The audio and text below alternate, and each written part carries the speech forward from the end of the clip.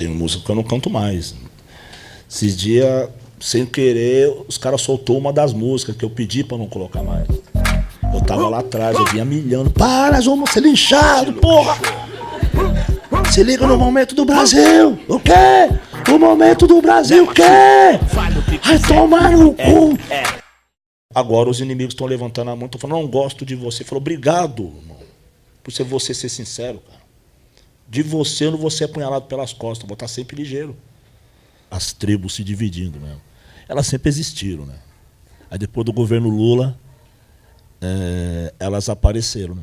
Colocaram a bandeira para cima. Para mim, você e o Lula, cara, vocês têm uma afinidade muito fundamental, que é... O Lula foi uma espécie... Aquele primeiro Lula, né? Foi uma espécie de voz de trovão anticordial na política brasileira. Você foi a voz de trovão anticordial na cultura brasileira. Não é só o Lula e o Racionais, e o Santos também. O Santos, o Lula e o Racionais. O Lula não ganhava, o Santos também não ganhava. Quando o Lula ganhou, o Santos ganhou, o metrô chegou no Capão e eu gravei meu disco. E era o ano que não deveria ter acabado, 2002. Esse efeito recalque está cobrando dos pretos. Efeito dessa classe dominante que o Lula temporariamente tomou o controle do game da mão. Fica de próximo aí, espera 12 anos, 16, vai. Fica de próximo, né? Você vai jogar, mas espera. Você tá com o controle na mão tem 500 anos, pô. Egoísta pra caralho, mano. E o que a gente está vivendo agora, essa força do movimento identitário, tudo, isso é um bando de gente que estudou por causa do Lula. Não vamos nem perder o fio das ideias. Não só do governo Lula. A raça negra também ela aprendeu a ter ambição. Que é uma coisa que era proibido ter ambição. Você passa numa quebrada, você vê lá o cara, pô, começa a ver esses caras tudo dando risada, feliz com pouca coisa. Não é pouca coisa, ele tá cheio de plano, mano. Por isso você tá cheio de plano. Quando os caras tiram o plano da gente, negão, tira a vontade de viver, ali você matou o preto. Então, dentro do nosso movimento também tem esse cara, pô, o cara é contra a cota, negão, contra a cota. Falou, mano, um cara inteligente tem direito de não querer. Ele tem os motivos de não querer, né, parça? E tem uns mano que tem motivo de querer. Não, negão, eu tô precisando, eu vou pegar essa cota aí. Tô nem vendo se eu sou verde. Eu vou pegar essa. É isso. Esse negócio de cor é uma coisa muito mais preocupada do branco do que do preto. O negro não é preocupado nós de cor. Nós não se une por cor. Já se ligou? Fala, pô, o preto não se une, não é, porque cor é pouco para se unir. Precisa de mais. Eu vejo os negros mais procurando a modernidade e o futuro do que coisas ligadas à raiz, mano. Porque a raiz já está impressa no cabelo, na foto do vô, nas histórias que ouviu. Então, o que passou, passou, mano. Já o negro está se negando a isso. Não é ele está se negando. O mundo está se mudando. E as culturas se procurando. O conceito de lugar de fala, ele é como uma moeda. Ele tem duas faces, né? Na primeira face, ele vai dizer de maneira correta e urgente que a vivência concreta de indivíduos pertencentes a grupos subalternizados dá acesso a uma dimensão dos conflitos sociais que a abordagem teórica feita por pessoas sem essa vivência concreta não é capaz de alcançar. O que já está acontecendo. Não dá mais para ninguém discutir seriamente o Brasil sem levar em conta as formulações dos vários feminismos, do movimento negro, das pessoas trans que estão chegando também cada vez mais, né? No outro lado da moeda, o conceito de lugar de fala, ele pode ser mobilizado para desqualificar previamente, de saída, qualquer intervenção no debate público sobre problemas sociais que envolvem grupos subalternizados, intervenções feitas por pessoas que não pertencem a esses grupos, com a premissa de que essas pessoas que não pertencem a esses grupos, elas necessariamente reproduziriam os interesses da sua estrutura de origem.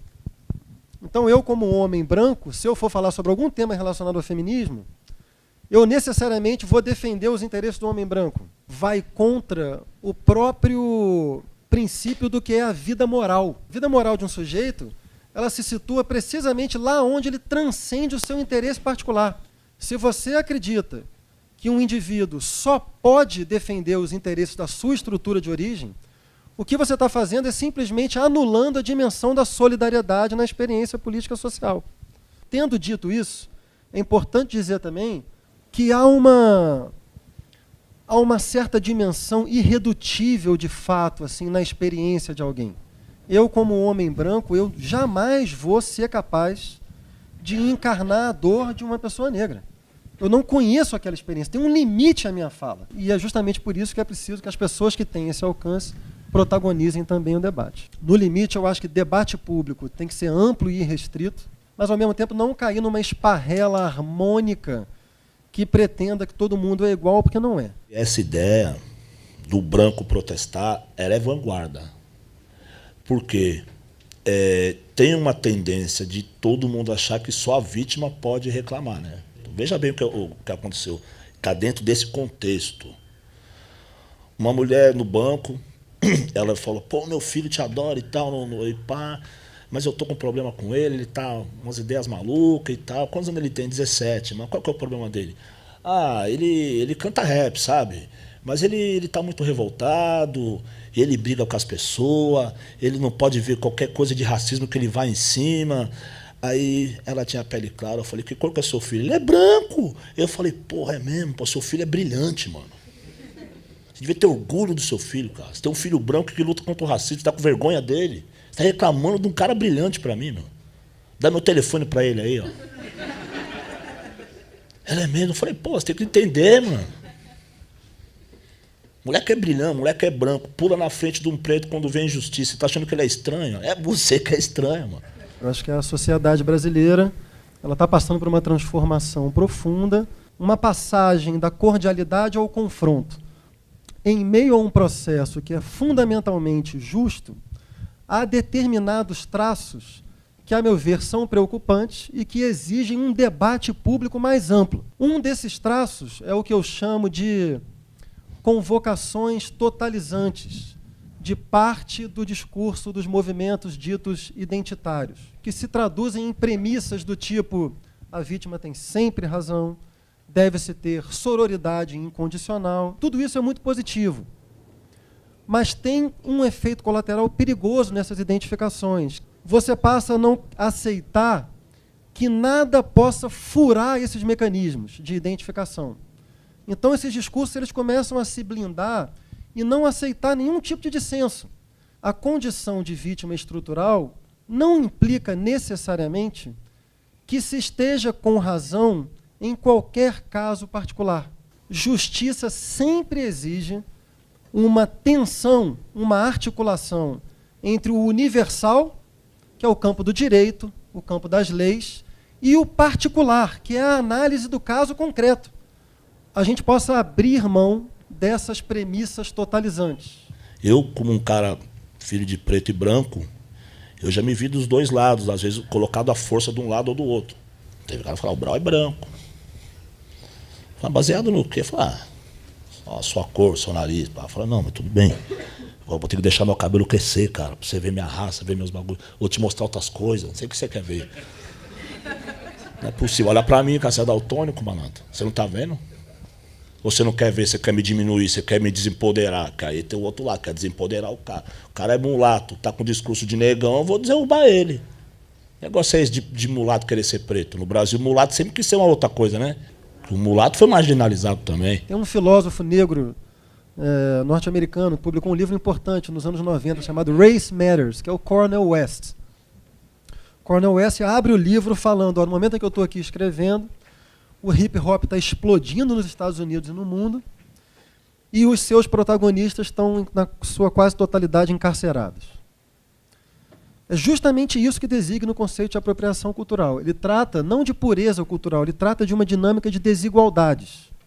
Povos e culturas subalternizadas, que têm uma larga contribuição na criação de determinados bens culturais, são expropriados da capitalização desses bens, tanto do ponto de vista de prestígio, quanto do ponto de vista propriamente financeiro.